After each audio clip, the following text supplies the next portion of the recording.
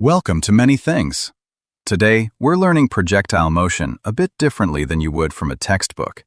Instead, we're going to watch physics come alive through this real-time simulation. Every projectile begins with two important choices: its launch speed and its launch angle. Let's start by choosing the speed. As I increase the speed, the projectile has more energy.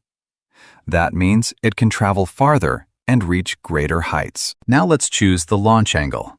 This single setting completely changes the shape of the trajectory you're about to see. Ready? Watch closely.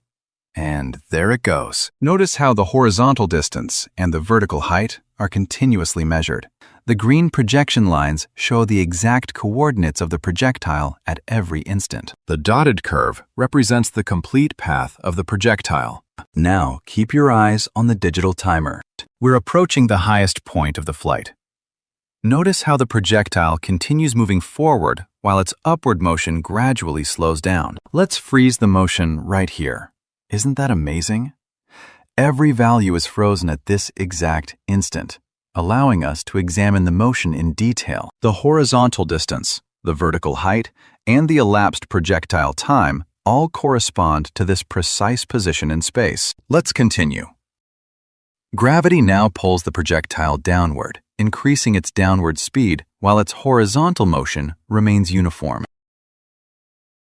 And there it is, the landing point. The total horizontal distance traveled is called the range of the projectile. But here's something interesting. Let's change only the launch angle while keeping the speed exactly the same. Notice how the projectile follows a much flatter path and reaches a different landing point.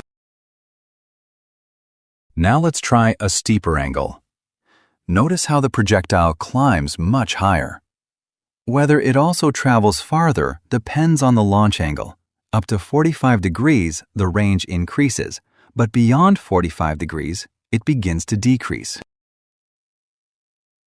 Now I'm making the sphere much smaller. Does the trajectory change? Not at all. That's because the size here is only for visualization. In ideal projectile motion, changing the mass or size does not affect the path, provided we ignore air resistance. Everything you've just seen has been calculated in real time, from the coordinates to the flight time, height, and range, using the fundamental laws of physics. Physics isn't just equations on paper. It's a language that perfectly describes motion in the real world.